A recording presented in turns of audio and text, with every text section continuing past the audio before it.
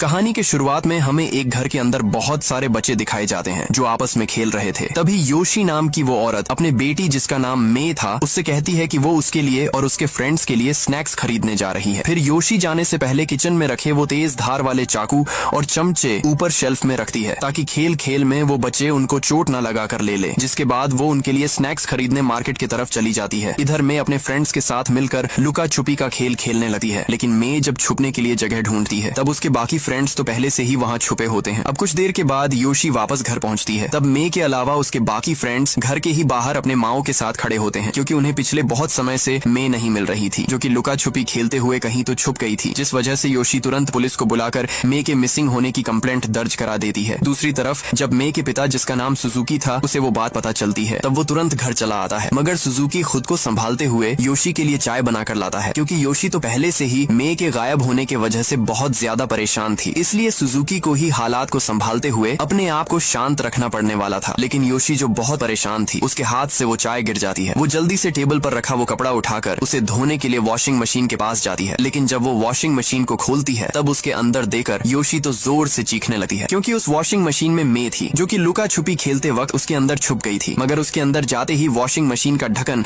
अपने आप बंद होकर मे अंदर ही फंसी रह गई थी और सांस न आने की वजह से मे अब मर चुकी थी। उस दिन से योशी हर वक्त मे के यादों में उदास रहने लगती है। सुजुकी योशी की हालत सुधारने के लिए उसे डॉक्टर के पास भी ले जाता है, मगर इतने दवाइयां खाने के बाद भी योशी हर वक्त उदास रहती थी। एक दिन इसी तरह योशी के पास मे की दादी जी आती है और वो योशी को एक पैम्फलेट देती है जिस पर कुछ डॉल की तस्वीरें बनी हुई होती हैं। दरअसल वो एक स्पिरिचुअल जगह थी जहाँ पर लोग एक डॉल को जलाकर अपने किसी भी दर्द को दूर कर सकते थे, और योशी पिछले कई दिनों से इतनी सारी दवाइयां खाकर भी मे के यादों को भुला नहीं पा रही थी। इस वजह से उसे भी मे के दादी जी का आइडिया अच्छा लगा है। इसी तरह जब योशी बालकनी में खड़ी होकर सोच रही होती है कि वहाँ जाना चाहिए या नहीं, हवा के एक तेज झोंके से वो पैम्फलेट योशी के हाथ से छूटकर नीचे जा गिरता है। योशी तुरंत उसे वापस लाने नीचे जाती है, मगर वो पैम्फलेट तो हवा से उड़कर योशी के अपार्टमेंट के पास वाले उस मार्केट के अंदर चला जाता है। योशी जब उसका पीछा करते हुए उस मार्केट में जाती है तब उसे वहाँ पर एक दुकान में एक डॉल दिखती है। योशी को वो डॉल बहुत पसंद आ जाती है, इस वजह से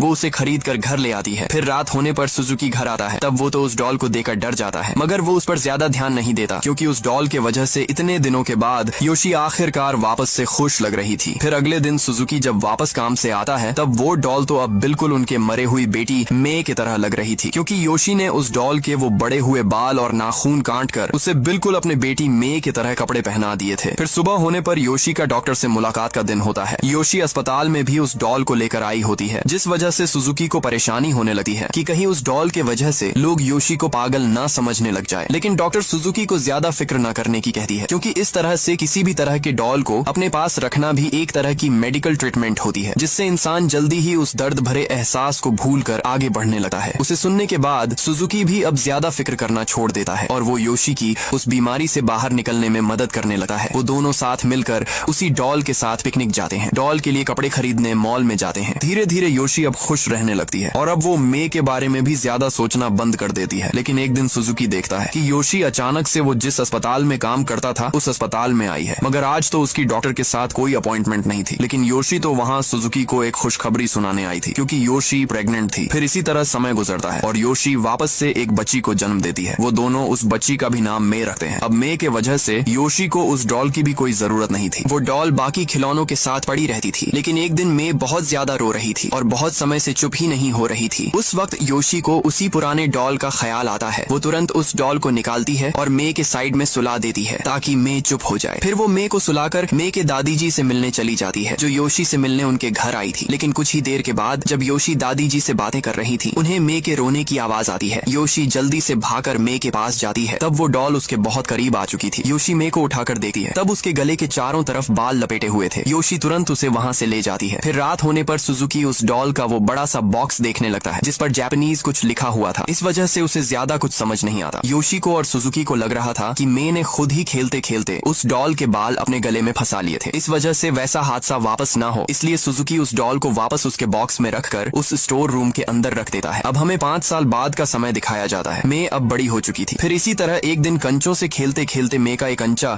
उस स्टोर रूम के अंदर चला जाता है। वो उसे ढूंढते ढूंढते स्टोर रूम के बहुत अंदर चली जाती है। जब वो बाहर आती है तब मे अपने साथ उसी डॉल को ले आती है और अपने माँ से उस डॉल को जिसका नाम उसने आया रखा था, क्या वो उसे रख सकती है है कर पूछती है। इधर योशी उस डॉल को इतने सालों के बाद देकर पूरी तरह से हैरान थी, क्योंकि उसके नाखून और बाल वापस से बढ़ चुके थे। रात में सुजुकी के काम से आने पर योशी उसे उस डॉल के उन बड़े हुए बाल और नाखूनों के बारे में बताती है, जिसे सुनकर सुजुकी योशी को बताता है कि कुछ सालों पहले डॉल बनाने वाले अक्सर डॉल्स के ऊपर असली बालों को और नाखूनों को लगाया करते थे, और वो डॉल भी दिखने में बहुत पुरानी लगती थी। योशी भी सुजुकी की बात सुनकर उस पर तुरंत यकीन कर लेती है। फिर रात में योशी जब सो रही थी तब मैं अपना कमरा छोड़कर उसके पास सोने चली आती है। योशी जब उसकी वजह मैं से पूछती है तब मैं कहती है कि आया उसे मार रही है और कह रही है कि सारा प्यार सिर्फ उसे अकेली को ही नहीं मिल सकता, जिसे सुनकर योशी मे को लेकर वापस उसके कमरे में जाती है और आया को उठाकर कबर्ड पर रख देती है, क्योंकि उसे लग रहा था कि मे ने जरूर कोई बुरा सपना देखा है, इसलिए वो इस तरह की अजीब बातें कर रही है, क्योंकि डॉल्स तो कभी बात कर ही नहीं सकते थे। फिर सुबह होने पर मे जब स्कूल से वापस आती है तब उसके साथ उसकी एक फ्रेंड भी उसके घर आती है। वो वहाँ पर मे के साथ खेलने आई थी, लेकिन कुछ देर के बाद मे की फ्रेंड अचानक से रोते हुए बाहर आती है। उसकी माँ जब उसके रोने की वजह पूछती है तब उसके हाथ पर तो दांतों के निशान थे। उसे देखने के बाद योशी तुरंत मे को उसके फ्रेंड से माफी मांगने के लिए कहती है, लेकिन माफी मांगने के बजाय मे तो कहती है कि वो उसने नहीं बल्कि आया ने किया है और रोने लग जाती है। लेकिन योशी को लगता है कि मे डांट से बचने के लिए जानबूझकर उसका इल्जाम आया पर डाल रही है। खैर, उस वक्त वो मे से ज्यादा कुछ नहीं कहती, मगर अगली सुबह वो मे के स्कूल जाती है, क्योंकि उसे लग रहा था कि हो सकता है कि स्कूल में कोई मे को परेशान कर रहा हो और उस वजह से मे ऐसी बहकी बहकी बातें कर रही हो। लेकिन मे की टीचर योशी को बताती है कि इस उम्र में ऐसी चीजें अक्सर बच्चे करते हैं। वो जानबूझकर खुद के करतूतों का इल्जाम दूसरे किसी पर भी डाल देते हैं। मगर वो योशी को कुछ ड्राइंग्स दिखाती है जो ड्राइंग मे ने करी होती है। वो ड्राइंग बहुत अजीब थी, मानो उनके पीछे कुछ तो गहरा रहस्य छुपा हो। इधर योशी को भी समझ नहीं आ रहा था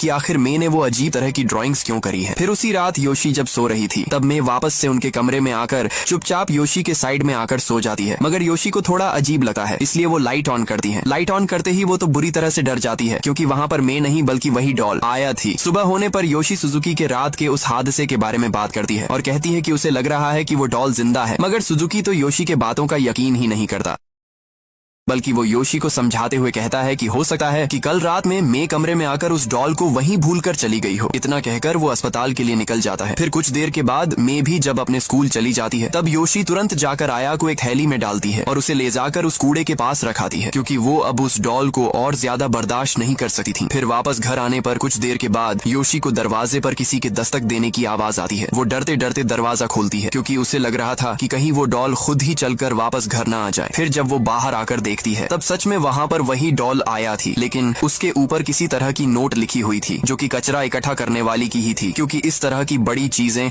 ऐसे कचरे में नहीं फेंक सकते थे। यानी उस डॉल को वहाँ पर वही लोग छोड़कर गए थे। उस नोट को पढ़ने के बाद योशी के सांस में सांस आती है, लेकिन वो वापस नीचे जाकर उन कचरा इकट्ठा करने वाले लोगों से उस डॉल को भी उनके साथ ले जाने की रिक्वेस्ट करती है, जिसके बाद वो लोग भी उसे कचरे में डाल देते हैं। मगर कुछ दूर आगे जाते ही उस कचरे के गाड़ी का एक बड़ा एक्सीडेंट हो जाता है, जिसे देखने योशी जब जाती है तब वहाँ पर मे भी मौजूद होती है, जो आया को लेकर खड़ी थी। क्योंकि मे आया को बहुत पसंद करती थी, इसलिए वो उसे उस कचरे से उठाकर वापस घर ले आती है। फिर रात होने पर योशी सुजुकी के साथ मिलकर मे के कमरे में लगा उस सीसीटीवी कैमरा की रिकॉर्डिंग देखने लगते हैं। तब योशी नोटिस करती है कि उस रिकॉर्डिंग में मे के अलावा भी दूसरे किसी की आवाज आ रही थी, जो बिल्कुल बच्चे की तरह थी। उसे देखकर योशी सुजुकी को वापस से समझाने की कोशिश करती है कि आया एक डॉल नहीं है बल्कि वो जिंदा डॉल है। लेकिन सुजुकी से बातें करते वक्त योशी अपने हाथ को जोरों से खुजाने लगती है, जिसे देखकर सुजुकी समझ जाता है कि योशी वापस से अपने मन से चीजें इमेजिन कर रही है, क्योंकि जब उन दोनों की पहली बेटी जिसका नाम भी मे था वो मर गई थी, तब भी योशी इसी तरह चीजों को इमेजिन कर कर अपने हाथ को नाखूनों से खुजाकर उसे जख्मी कर देती थी। इसलिए अगली सुबह वो योशी को लेकर वापस से अस्पताल जाता है। लेकिन अस्पताल जाने पर तो सुजुकी को डॉक्टर से एक अलग ही बात पता चलती है, क्योंकि योशी और सुजुकी के साथ मे भी उस अस्पताल में आई होती है। उसके भी कुछ टेस्ट कराने थे, लेकिन टेस्ट करते वक्त डॉक्टर को मे के पीठ पर बहुत सारे नाखूनों के निशान दिखते हैं। सुजुकी जब उन निशान को देखता है तब वो मे से ही पूछता है कि वो निशान उसके पीठ पर कैसे आए, मगर मे तो जवाब देने के बजाय कहती है कि अगर उसने बताया तो जिसने भी वो निशान किए हैं वो उसे बहुत मारेगा। उसे सुनने के बाद सुजुकी को लगता है कि वो हरकत योशी ने ही की है, क्योंकि सुजुकी को लगने लगा था कि योशी की वापस से दिमागी हालत खराब होने लगी है। इसलिए वो योशी का इलाज कराने के लिए उसे कुछ दिनों के लिए अस्पताल में ही रुकने के लिए कहता है। लेकिन योशी मे का ख्याल कौन रखेगा कर सवाल पूछती है। तब सुजुकी कहता है कि वो मे को कुछ दिनों दिनों के लिए उसके माँ के यानी मे के दादी जी के घर छोड़ आएगा, जिसके बाद वो भी अस्पताल में रुकने के लिए मान जाती है। मगर वो सुजुकी के सामने एक शर्त रखती है कि वो अस्पताल में तभी रुकेगी जब सुजुकी आया को मे से दूर ले जाएगा, और वो सुजुकी को आया को उसी स्पिरिचुअल जगह पर ले जाकर जलाने के लिए कहती है जिस जगह के बारे में उसे मे के दादी जी ने बताया था। सुजुकी भी मे की बात मानकर घर जाते ही उस पैम्फलेट पर दिए गए नंबर पर फोन लगाकर सारी डिटेल्स पूछता है। तब वो लोग तो बताते हैं कि इस मंथ के लिए सारी अपॉइंटमेंट पहले से ही बुक हो चुकी है, इसलिए वो उनके डॉल को अब अगले मंथ ही जला सकते हैं। लेकिन वो सुजुकी को उस डॉल की और उसके बॉक्स की तस्वीर लेकर उन्हें भेजने के लिए कहते हैं। सुजुकी भी तस्वीरें निकालकर भेज देता है, लेकिन जब वो आया के उस बॉक्स की तस्वीर ले रहा था तब उस पर नीचे कोने में कुछ लिखा होता है, कोकीची यासुमोटो कर। सुजुकी जब इंटरनेट पर वो सर्च करता है तब उसे पता चलता है कि कोकीची यासुमोटो असल में एक आदमी हुआ करता था जो इस तरह की डॉल्स बनाता था मानो वो जिंदा हो। उसी वक्त उसके सामने एक वीडियो आती है। वो जब उस वीडियो को प्ले करता है तब उस वीडियो में दिख रहा वो रेड कलर जैकेट पहना आदमी बताता है कि वो लोग कन्नाजिमा आइलैंड जा रहे हैं। फिर वो उस आइलैंड पर जाने की वजह बताता है। सुजुकी वो वीडियो बहुत गौर से देख रहा था। वो आदमी बताता है कि आज से कई सालों पहले कोकीची यासुमोटो नाम का एक आदमी वहाँ रहता था जो डॉल बनाता था, लेकिन एक दिन उसकी बेटी अचानक से कहीं गायब हो गई थी और बहुत ढूंढने के बाद भी वो लोग अपने बेटी को नहीं ढूंढ पाए थे, जिस वजह से कोकीची यासुमोटो ने एक ऐसी डॉल बना ली थी जो मानो जिंदा हो और बिल्कुल उनके बेटी की तरह हो, जिसे कोकीची यासुमोटो की पत्नी हर वक्त अपने ही साथ रखती थी। और जब उसकी पत्नी मरने वाली थी तब उस डॉल को भी उसी के साथ दफन कर दिया था, और वो जगह वही थी जहाँ पर ये लोग अब भी जा रहे थे। मगर वीडियो के अंत में जब वो लोग उस कन्नाजिमा आइलैंड से वापस आ रहे होते हैं तब उन्हें उस तरह की कोई भी चीज नहीं दिखती। उस वीडियो को देखकर सुजुकी को भी थोड़ी राहत की सांस आती है। उसे अब लगने लगता है कि वो जरूर कोई मनगढ़ंत कहानी है। लेकिन उसी वक्त सुजुकी को वापस से उस टेम्पल वाले साधु का फोन आता है, और जो साधु सुजुकी के फोन लगाने पर कह रहा था कि अगले 1 महीने की अपॉइंटमेंट्स पहले से ही बुक है। वो साधु सुजुकी से कहता है कि वो कल सुबह ही उस डॉल को लेने उसके पास आ रहा है और उन्हें जल्द से जल्द उस डॉल को जलाना होगा, और वो सुजुकी को उसके आने तक उस डॉल को उसके बॉक्स के ही अंदर रखने के लिए कहता है। दूसरी तरफ मे अपने दादी जी के पास होती है। उसकी दादी जी उसे सुलाती है। आया भी मे के साइड में ही होती है। दादी जी मे को सुलाकर जब पानी पीने के लिए बाहर आती है तब उन्हें टीवी के पास मे चुपचाप खड़ी हुई दिखती है। उन्हें लगता है कि मे टीवी देखना चाहती है, इसलिए वो उसे पीने के लिए कुछ देने के लिए फ्रिज के पास जाती है। मगर उसी वक्त मे तो आकर सीधा दादी जी के पीठ पर चढ़ जाती है। दादी जी को लगता है कि मे उनके साथ खेलना चाहती है, इसीलिए वो उसे पीठ पर ही बैठाकर वापस उसके कमरे में जाती है। मगर जब वो कमरे में जाने पर लाइट ऑन करती है तब मे तो अभी भी उसके बेड पर सो रही थी और दादी जी के पीठ पर तो आया बैठी हुई थी। दादी जी डरकर तुरंत आया को दूर करती है और जल्दी से सुजुकी को फोन लगाती है। दादी जी सुजुकी को उनके साथ अभी अभी जो कुछ भी हुआ वो सारी चीजें बताती हैं। इधर सुजुकी जो जान चुका था कि उस डॉल के साथ जरूर कोई रहस्य जुड़ा हुआ है, वो दादी जी को फिक्र न करने के लिए कहता है, क्योंकि वो उस डॉल को लेने उन्हीं के घर आ रहा था। दादी जी उस डॉल को स्टोर रूम में ले जाकर रख देती है, लेकिन कुछ ही समय के बाद दादी जी को उस स्टोर के दरवाजे की आवाज आने लगती है, मानो कोई तो दरवाजा बार बार पटक रहा हो। दादी जी हिम्मत कर स्टोर रूम के पास जाकर दरवाजा खोलती है, मगर वो आवाज तो उस क्लीनिंग रोबोट की वजह से आ रही थी जो गलती से अपने आप ही चालू हो गया था। मगर जब वो उस जगह को देखती हैं जहां उन्होंने उस डॉल को गिराया था तब वो डॉल तो अब वहां थी ही नहीं। दादी जी जल्दी से मे को देखने के लिए उसके कमरे में जाती है, लेकिन मे भी अब अपने कमरे से गायब थी। दादी जी जल्दी से बाहर जाकर उसे ढूंढने लगी है। उसी वक्त उन्हें रास्ते से एक आदमी साइकिल पर आते हुए दिखता है। वो उस आदमी से क्या उसने एक लड़की को किसी डॉल के साथ कहीं देखा है कर पूछती है। उस आदमी ने आते हुए देखा था, मगर वो कहता है कि उसने एक लड़की नहीं बल्कि 2 लड़कियां साथ में चलकर जाते हुए देखा था वहां पीछे ब्रिज के पास। जिसे सुनकर दादी जी जल्दी से ब्रिज के पास जाने लगती है। फिर जब वो उस ब्रिज पर पहुंचती है तब उन्हें मे उसी ब्रिज के ऊपर बैठी हुई दिखती है। इधर सुजुकी भी उस डॉल को लेने दादी जी के घर पहुंच जाता है, लेकिन घर पर तो कोई भी नहीं था। उसी वक्त उसे बाहर की तरफ मे उस डॉल के साथ चलकर आते हुए दिखती है। सुजुकी जल्दी से मे के पास जाता है। तब हम देखते हैं कि मे के मुंह पर खून लगा हुआ है। सुजुकी उस खून को साफ करता है। उसे भी समझ नहीं आ रहा था कि आखिर मे के मुंह पर वो खून आया कैसे, क्योंकि उसे तो किसी भी तरह की चोट नहीं आई थी। फिर सुजुकी आया को मे से लेकर उसके उस बॉक्स के अंदर डाल देता है। उसी वक्त वहाँ पर पुलिस की कुछ गाड़ियां आती हैं और पुलिस अपने साथ दादी जी को भी लाई होती है। दरअसल पुलिस को खबर मिली थी कि ब्रिज के पास कोई बूढ़ी औरत बेहोश पड़ी है। अब वो पुलिस अफसर दादी जी से पूछताछ करते हैं कि आखिर वो उस ब्रिज पर क्यों गई थी और उनके साथ ऐसा क्या हुआ कि वो वहीं पर बेहोश हो गई। तब दादी जी अफसर को बताती है कि वो तो अपने पोती मे को ढूंढते हुए उस ब्रिज पर गई थी और उसे मे उस ब्रिज पर दिख भी गई थी, लेकिन अचानक से किसी अनजान चीज ने उसके ऊपर हमला कर दिया था, जिस वजह से वो वहीं पर बेहोश हो गई थी। इतना कहकर दादी जी रोने लग जाती है, क्योंकि अब वो बहुत ज्यादा डर गई थी। फिर पुलिस अफसर सुजुकी को लेकर बाहर जाता है और उसे उस ब्रिज के पास की सीसीटीवी फुटेज दिखाता है जो दादी जी के ब्रिज पर जाने के पहले की थी। तब उस फुटेज में साफ साफ दिख रहा था कि ब्रिज पर कोई लड़की बैठी हुई है, यानी वो मे ही होगी। उसी वक्त वहाँ पर दादी जी आकर मे को ब्रिज से नीचे उतारते हुए दिखती है। लेकिन तभी अंधेरे से एक लड़की भागकर सीधा दादी जी पर हमला करते हुए दिखती है। उसे देखने के बाद सुजुकी को समझ ही नहीं आ रहा था कि आखिर वो ब्रिज पर बैठी लड़की मे थी या फिर अंधेरे से भागकर आती हुई वो लड़की मे थी, क्योंकि कुछ देर पहले उसने मे के मुंह पर खून को देखा था, यानी वो भागकर आने वाली लड़की मे थी। लेकिन आखिर उसने अचानक से अपने ही दादी जी पर हमला क्यों किया? खैर, अब सुजुकी के लिए वो डरावनी रात गुजर जाती है और सुबह होने पर टेम्पल से एक साधु उस डॉल को ले जाने के लिए आता है। मगर गाड़ी की डिग्गी खोलने से पहले इधर सुजुकी तो हाथ में हॉकी स्टिक को लेकर खड़ा होता है, क्योंकि रात के बाद से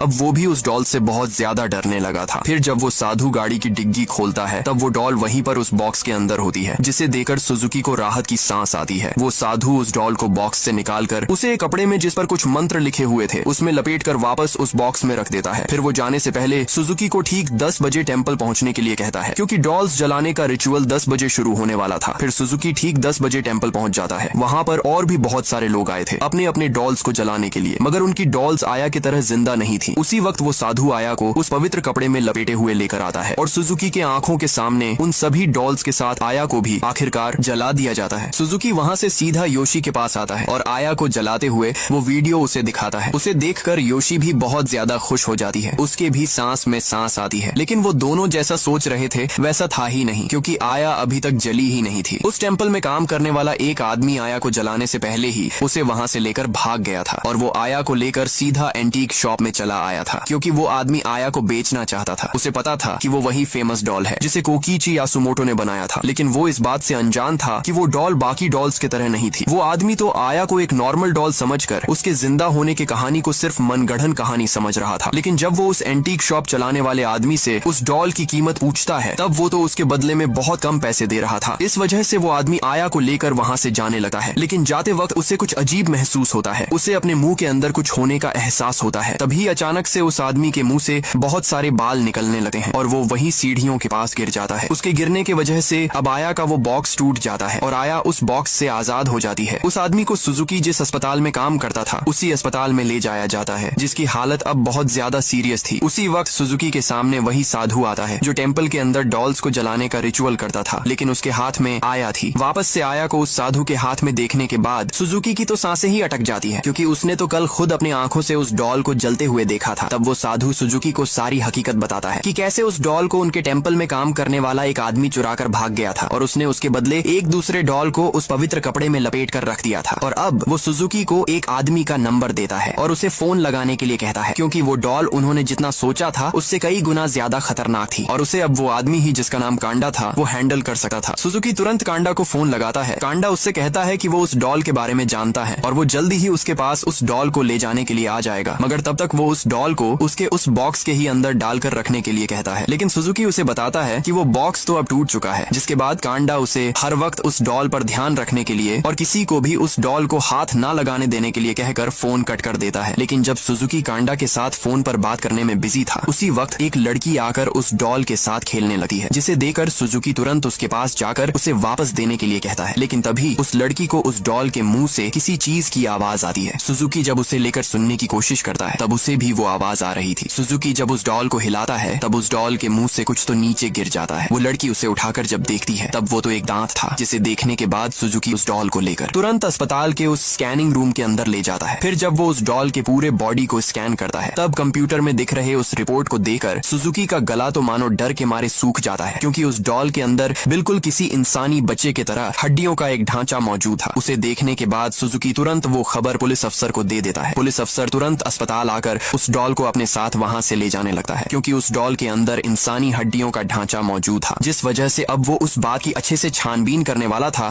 कि कहीं उस डॉल का यूज कर कोई क्राइम तो नहीं छुपाया जा रहा। इधर सुजुकी बिना किसी सवाल के उस डॉल को पुलिस को ले जाने दे देता है, क्योंकि उसे लग रहा था कि आखिरकार उस डॉल से उनका पीछा छूट जाएगा। लेकिन जब वो अफसर उस डॉल को लेकर बाहर आता है तब वहाँ पर कांडा आ जाता है। उस पुलिस अफसर के हाथ में उस डॉल को देखने के बाद कांडा कहता है कि ये तो वही डॉल है, यानी कांडा कुछ ऐसा देख सकता था जिसे आम इंसान नहीं देख सकता था। सुजुकी कांडा को सारी हकीकत बताता है कि उस डॉल के बॉडी को स्कैन करने के बाद उन्हें इंसानी हड्डियों का ढांचा उस डॉल के अंदर दिखा है, जिस वजह से वो पुलिस अफसर उस डॉल को अपने साथ ले जा रहा है। उसे सुनने के बाद कांडा उस पुलिस अफसर के पास जाकर उस डॉल की तस्वीर खींचकर उसे पुलिस अफसर को दे देता है, मगर उस तस्वीर में तो कुछ दिख ही नहीं रहा था। खैर, वो पुलिस अफसर उस डॉल को लेकर वहाँ से जाने लगता है। उस पुलिस अफसर को उस बात पर बिल्कुल यकीन ही नहीं था कि वो डॉल असल में जिंदा डॉल है। वो तो पुलिस की तरह सोच रहा था कि उस डॉल के जरिए से कोई क्रिमिनल अपना क्राइम छुपाने की कोशिश कर रहा है। खैर, अब वो पुलिस अफसर उस डॉल को लेकर अपने रिसर्च सेंटर की तरफ जाने लगा है ताकि वो उस डॉल की थोड़ी और छानबीन कर सके। इधर कांडा भी सुजुकी और योशी के गाड़ी में बैठकर उस पुलिस अफसर का पीछा करने लगा है, क्योंकि वो जानता था कि आगे जाकर उस पुलिस अफसर के साथ जरूर कुछ तो बुरा होने वाला है। कांडा सुजुकी और योशी से उस डॉल के बारे में थोड़ी और जानकारी पूछता है। तब योशी उसे उन ड्राइंग्स के बारे में बताती है जिसे मे के टीचर ने उसे दिखाई थी, और वो कांडा को बताती है कि वो ड्राइंग्स मे को आया ने यानी उसी डॉल ने ड्रॉ करने के लिए कहा था। फिर सुजुकी कांडा से आया कि उस बॉक्स पर लिखे उन अजीब लिखावटों के बारे में पूछता है, क्योंकि वो तो उसे पढ़ भी नहीं पा रहे थे। तब कांडा योशी को उस बॉक्स की तस्वीरें पकड़वाता है और उस तस्वीर को कागज के पीछे से देखने के लिए कहता है, क्योंकि उस बॉक्स पर जो भी लिखा था वो एक पवित्र मंत्र थे जो उस डॉल के लिए लिखे गए थे ताकि वो कभी उस बॉक्स से बाहर ना आ सके। इधर वो पुलिस अफसर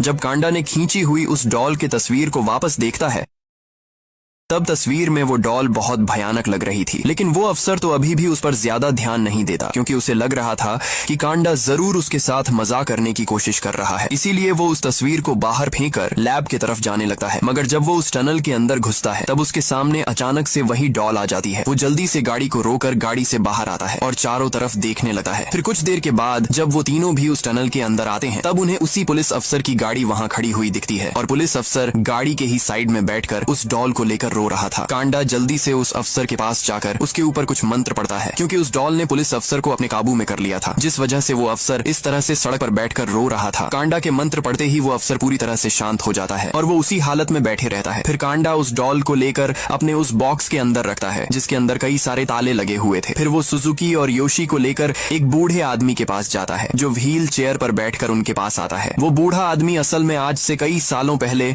उसी कन्नाजिमा आइलैंड पर पुलिस अफसर का काम करता था, और यही वजह थी कि कांडा सुजुकी और योशी को लेकर उस आदमी के पास आया था, क्योंकि वो आदमी कुछ ऐसा रहस्य जानता था जो उस डॉल से जुड़ा हुआ था। वो बूढ़ा आदमी सुजुकी और योशी को आज से कई सालों पुरानी एक कहानी सुनाता है। वो कहानी थी कोकीची यासुमोटो की, वही जिसने उस डॉल को बनाया था। दरअसल कोकीची यासुमोटो की एक बेटी थी, मगर जन्म लेते से ही वो बहुत कमजोर थी। वो हर वक्त बस बीमार रहती थी, इसलिए कोकीची यासुमोटो की पत्नी ने एक बहुत मुश्किल फैसला लिया था। उसने अपनी बेटी और खुद को जान से मारने की कोशिश करी थी, मगर उस कोशिश में वो खुद जिंदा बच गई थी, और उस वजह से सिर्फ कोकीची यासुमोटो की बेटी ही मर गई थी। जब वो बात कोकीची यासुमोटो को पता चली तो उसने अपने पत्नी को बचाने के लिए कुछ ऐसा किया जिसके बारे में किसी ने सोचा तक नहीं होगा। उसने अपने ही बेटी के उस मरे हुए बॉडी को एक खोलते हुए पानी में डाल दिया और उसके बाल और हड्डियों के ढांचों का इस्तेमाल कर उसने एक डॉल बना दी। कोकीची यासुमोटो की पत्नी उस डॉल को हर वक्त अपने साथ रखती थी, उसका बिल्कुल अपने बेटी की तरह ख्याल रखती थी। मगर जब कोकीची यासुमोटो की पत्नी मर गई तब उस डॉल को भी उसी के साथ उसके ही कब्र में दफन कर दिया गया। मगर उसे दफनाने के कुछ दिनों के बाद जब वो बूढ़ा आदमी वापस से उस जगह पर गया था, तब वो कब्र खुली पड़ी थी और उसके अंदर सिर्फ कोकीची यासुमोटो की पत्नी का शव पड़ा हुआ था। वो डॉल वहाँ से गायब हो चुकी थी। वो बूढ़ा आदमी कहता है कि हो सकता है कि कोई पैसों का लालची आदमी पैसों के चक्कर में कोकीची यासुमोटो के उस डॉल को बेचने के लिए उसे कब्र से निकाल कर ले गया होगा। उस बूढ़े आदमी से उस कहानी को सुनने के बाद योशी को मे ने बनाई हुई उन तस्वीरें की हकीकत पता चलती है, क्योंकि वो तस्वीर में वो डॉल उसके साथ उसके माँ ने और कोकीची यासुमोटो ने जो कुछ भी किया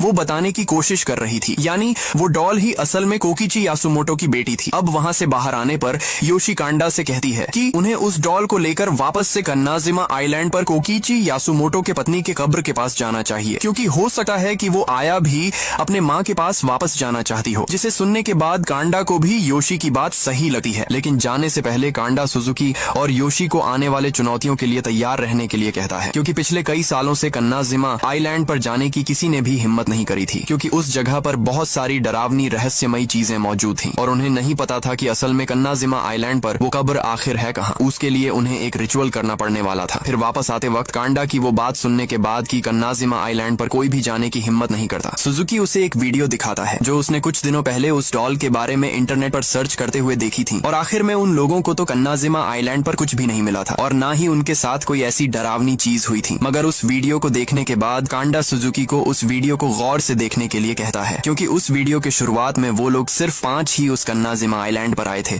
मगर जब वो वापस जा रहे थे तब उनके साथ एक छठी लड़की भी उस वीडियो में दिख रही थी, जिसे देखकर तो सुजुकी के रोंगटे खड़े हो जाते हैं। अब वो तीनों वापस आने पर जल्दी से उस कब्र को ढूंढने वाला रिचुअल करने लगते हैं। कांडा एक मैप को उस रस्सी से बंधे उस चीज के नीचे रखता है, फिर वो सुजुकी और योशी के ऊपर उस पवित्र पानी को डालता है, फिर वो कुछ मंत्र पढ़ने लगता है। वो डॉल भी उन्हीं के साथ उस कमरे में मौजूद थी, मगर मंत्र पढ़ते ही वो अपने असली रूप में आ जाती है। जैसे जैसे कांडा मंत्र पढ़ रहा था, वो रस्सी से बंधी चीज अपने आप हिलने लगती है। उसे हिलता हुआ देख सुजुकी और योशी डर जाते हैं, मगर वही एक रास्ता था उस कब्र को ढूंढ निकालने का। फिर वो चीज हिलते हिलते उस नक्शे पर एक जगह पर आकर रुक जाती है, जिसे देखने के बाद कांडा सुजुकी को एक डिवाइस देकर उस नक्शे पर के उस जगह को स्कैन करने के लिए कहता है। यानी उन्हें अब कोकीची यासुमोटो के पत्नी की कब्र मिल चुकी थी, मगर उसी वक्त अचानक से उस कमरे की लाइट चली जाती है। सुजुकी जल्दी से लाइट को वापस से ऑन करने की कोशिश करता है, मगर अब लाइट भी ऑन नहीं हो रही थी और वो लोग उस कमरे से बाहर भी नहीं जा सकते थे, क्योंकि दरवाजा भी लॉक हो चुका था। उसी वक्त उन्हें कमरे में किसी के दौड़ने की आवाज आती है। कांडा जल्दी से योशी को उसका कैमरा लेकर उससे फोटो खींचते रहने के लिए कहता है, ताकि उस कैमरा से निकलने वाले उस फ्लैश से वो देख सके कि आखिर कमरे में दौड़ कौन रहा है। फिर योशी जब कैमरा के फ्लैश से देखती है, तब वहाँ पर वही डॉल थी जो कांडा के उस बॉक्स से बाहर आ चुकी थी, और वो अब उन लोगों पर हमला करने लगती है। कांडा जल्दी से एक बैग सुजुकी को देता है, जिस पर कई सारे पवित्र मंत्र लिखे हुए थे। सुजुकी भी हिम्मत कर आया को उस बैग के अंदर डालने की कोशिश करता है, और जैसे तैसे कर वो आया को उस बैग में डालने में कामयाब हो जाता है। आया को उस बैग के अंदर डालते ही वो शांत हो जाती है और लाइट भी वापस आ जाती है, मगर उस हादसे के वजह से अंधेरे में कांडा ने गलती से एक ईल पर पैर रख दिया था, जिस वजह से उसका वो पैर बुरी तरह से जख्मी हो गया था और अब वो चल भी नहीं सकता था। इस वजह से उस कन्नाजिमा आइलैंड पर अब सुजुकी और योशी को ही जाना पड़ने वाला था। जाने से पहले कांडा सुजुकी को एक मेटल डिटेक्टर पकड़वाता है, क्योंकि पहले के जमाने में जब भी किसी को दफनाया जाता था तो वो लोग उसके गले में 6 सिक्कों की माला कर पहनाते थे, और कोकीची यासुमोटो के पत्नी के गले में भी वही 6 सिक्कों की माला थी। इस वजह से वो मेटल डिटेक्टर उनकी उस कब्र को ढूंढने में मदद करेगा। अब कांडा वहाँ से अस्पताल अपने पैर का इलाज करने के लिए चला जाता है, जिसके बाद सुजुकी और योशी उस आइलैंड के तरफ जाने के लिए निकल पड़ते हैं। तब उस आइलैंड की तरफ जाने वाले रास्ते पर एक बोर्ड लिखा हुआ था कि उस आइलैंड पर अगर कोई जाना चाहता है तो उसे 2 घंटे के अंदर ही उस आइलैंड से वापस आना होगा, क्योंकि उस आइलैंड तक जाने का जो रास्ता था वो समंदर से होते हुए गुजरता था, जिस वजह से अगर वो लोग 2 घंटों के अंदर वापस नहीं आए तो समंदर के उन लहरों के वजह से वो रास्ता अगले दिन तक समंदर के ही अंदर डूबा रहेगा, यानी वो उसी आइलैंड पर फंसे रहेंगे और फिर अगले दिन ही उस आइलैंड से वापस आ सकेंगे। और उस आइलैंड पर पूरी रात गुजरने का मतलब था कि अपने मौत को दावत देना। इस वजह से सुजुकी अपने घड़ी में 2 घंटों का टाइमर सेट करता है। फिर वो दोनों उस रास्ते से कन्नाजिमा आइलैंड की तरफ निकल पड़ते हैं। योशी के हाथ में आया थी जो उस पवित्र मंत्र लिखे हुए बैग के अंदर कैद थी। सुजुकी के हाथ में वो मेटल डिटेक्टर था। कुछ देर उस रास्ते पर चलने के बाद आखिरकार वो दोनों कन्नाजिमा आइलैंड पहुंच जाते हैं। उस मैप के सहारे से वो आइलैंड पर के उस जगह पर भी पहुंच जाते हैं जहां पर कब्र मौजूद थी, मगर अब उन्हें उस मेटल डिटेक्टर से बिल्कुल सटीक जगह ढूंढनी थी ताकि वो उस जगह को खोद कर कब्र को ढूंढ सके। वो दोनों बहुत समय तक मेटल डिटेक्टर से उस जगह को ढूंढते रहते हैं, लेकिन उन्हें मेटल डिटेक्टर में किसी भी तरह की हलचल नहीं दिख रही थी। सुजुकी जब टाइम देखता है तब उन दोनों के पास अब सिर्फ आधा घंटा ही बचा था। उन्हें उस आधे घंटे के अंदर उस कब्र को ढूंढकर आया को उस कब्र में डालना पड़ने वाला था, वरना वो लोग उसी जगह पर फंसे रह सकते थे। लेकिन सुजुकी जब अपनी हिम्मत हार चुका था, उसी वक्त उस मेटल डिटेक्टर में हलचल होने लगती है, यानी उसने उस कब्र को ढूंढ निकाला था। वो दोनों जल्दी से उस जगह पर गड्ढा खोदते हैं और सुजुकी का अंदाजा बिल्कुल सही था। अब वो दोनों जल्दी से उस पर की मिट्टी हटाकर कब्र को खोलते हैं। तब उसके अंदर एक कंकाल था जिसके गले में वही 6 सिक्कों की माला थी, यानी वो कंकाल कोकीची यासुमोटो के पत्नी का ही था। अब योशी आया को उसी बैग में लपेटे हुए उस कब्र के अंदर डालती है, मगर आया के साथ साथ उस कब्र के अंदर मे की भी एक फोटो गिर जाती है जो योशी हमेशा अपने साथ रखती थी। इसलिए योशी उस फोटो को लेने की कोशिश करती है। सुजुकी उसे जाने देने के लिए कहता है क्योंकि उनके पास अब बहुत कम समय बचा था, मगर योशी तो किसी भी हालत में उस फोटो को निकालना चाहती थी। उस चक्कर में योशी ही उस कब्र के अंदर गिर जाती है। वो जल्दी से उस फोटो को उठाती है, मगर जो अगरबत्ती उन दोनों ने प्रार्थना करने के लिए जलाई थी, हवा के तेज झोंके से वो कब्र के अंदर सीधा आया के उस बैग के ऊपर जा गिरती है। उस वजह से आया के बैग में आग लग जाती है और अब उसका वो बैग फट चुका था, यानी बैग के फटने से अब उन पवित्र मंत्रों का असर खत्म हो चुका था, जिस वजह से अब आया उस बैग से बाहर आने लगती है और अब वो बहुत डरावनी हो चुकी थी, जिसे देकर योशी सुजुकी से जल्दी से उसे ऊपर खींचने के लिए कहती है। सुजुकी भी योशी को पकड़कर ऊपर खींचने लगता है, मगर आया योशी का पैर पकड़ लेती है और वो उसे नीचे खींचने लगती है। लेकिन सुजुकी अपनी पूरी ताकत लगाकर योशी को वापस से ऊपर खींच लेता है और जल्दी से उस कब्र को बंद कर देता है। मगर जल्दबाजी में सुजुकी ध्यान ही नहीं देता कि योशी के बाल अभी भी उस कब्र के अंदर है और अब उसने उस ढक्कन को भी बंद कर दिया था। उसी वक्त योशी अपने आप कब्र की तरफ खींची चली जाने लगती है, क्योंकि आया उसके बाल अंदर से खींच रही थी। अब योशी के पास दूसरा कोई रास्ता नहीं था, इसलिए वो मे के फोटो को पटक कर तोड़ देती है और उसके उस कांच से अपने बाल काट देती है, जिस वजह से योशी बच जाती है। और आखिरकार उन दोनों ने अपनी जी जान लगाकर आया को वापस उसके माँ के पास पहुंचा ही दिया था। फिर वो दोनों थके हारे वापस घर आते हैं। घर आते ही मे तुरंत जाकर योशी के गले लग जाती है। फिर अगले दिन वो तीनों मिलकर साथ में ब्रेकफास्ट करते हैं। योशी अपने हाथों से मे को खिलाती है। तभी उनके अपार्टमेंट के बाहर एक हरे कलर की गाड़ी आकर रुकती है और उस गाड़ी में मे की दादी जी और कांडा आए होते हैं, जो योशी और सुजुकी से मिलने वहाँ आए थे। वो दोनों ऊपर जाने के लिए लिफ्ट में चढ़ते हैं, लेकिन दूसरे लिफ्ट से योशी और सुजुकी मे के साथ बाहर आते हैं, जो शॉपिंग करने के लिए जा रहे थे। इधर कांडा और दादी जी को तो पता ही नहीं था कि वो जिनसे मिलने जा रहे हैं वो असल में तो घर पर है ही नहीं। दादी जी अपने साथ मे की वो आया के साथ बात करते वक्त की सीसीटीवी फुटेज भी लाई होती है। लिफ्ट से ऊपर आते वक्त वो कांडा को वो फुटेज दिखाती है। तब कांडा उन दोनों के बीच हो रही बातें सुनने की कोशिश करता है। तब उसे सुनने के बाद कांडा थोड़ा घबरा जाता है। फिर वो दोनों सुजुकी और योशी के घर पहुंचते हैं। तब उन्हें टेबल पर कुछ दिखता है कि योशी और सुजुकी की प्लेटें खाली थीं, मगर मैं जिस कुर्सी पर बैठकर ब्रेकफास्ट करती थी उसके सामने रखा खाना और दूध अभी भी वैसा के वैसा ही था। हालांकि हमने तो अभी कुछ देर पहले देखा कि मैं वहीं बैठकर ब्रेकफास्ट कर रही थी। तभी कांडा उस सीसीटीवी फुटेज में आया की तरफ से आ रहे उस आवाज को गौर से सुनता है, जिसे सुनने के बाद कांडा के पैरों तले मानो जमीन ही हिल जाती है, क्योंकि उसमें आया मे को बता रही थी कि वो अपने माँ को बिल्कुल भी पसंद नहीं करती थी और अब वो कभी भी अपने माँ के पास वापस नहीं जाना चाहती थी। लेकिन कांडा ने तो योशी और सुजुकी को आया को उसके माँ के ही कब्र में दफनाने के लिए भेजा था। तभी हमें बाहर की तरफ सुजुकी और योशी को जाते हुए दिखाते हैं, जो मे को लेकर शॉपिंग जा रहे थे। लेकिन जब वो उस बाहर खड़े हरे गाड़ी के पास से गुजरते हैं तब मे तो उस गाड़ी के अंदर होती है, क्योंकि वो तो इतने दिनों तक अपने दादी जी के ही साथ ही। और योशी और सुजुकी जिसे शॉपिंग लेकर जा रहे थे और उन्होंने जिसके साथ मिलकर ब्रेकफास्ट किया था, वो तो असल में आया थी, क्योंकि असल में जब वो दोनों आया को दफना रहे थे तब उस पवित्र बैग के फटते ही आया ने योशी और सुजुकी के ऊपर काबू कर लिया था, जिसके बाद वो दोनों आया को ही अब मे समझने लगे थे। इस वजह से उस वक्त वो आया को दफनाने के बजाय उसे मे समझकर वापस घर ले आए थे और इसी के साथ ये कहानी खत्म हो जाती है। तो मूवी की एक्सप्लेनेशन पसंद आई तो वीडियो को लाइक कर हमारे चैनल को सब्सक्राइब जरूर से करना। मिलते हैं इसी तरह के रोमांच से भरे एक नए मूवी के साथ।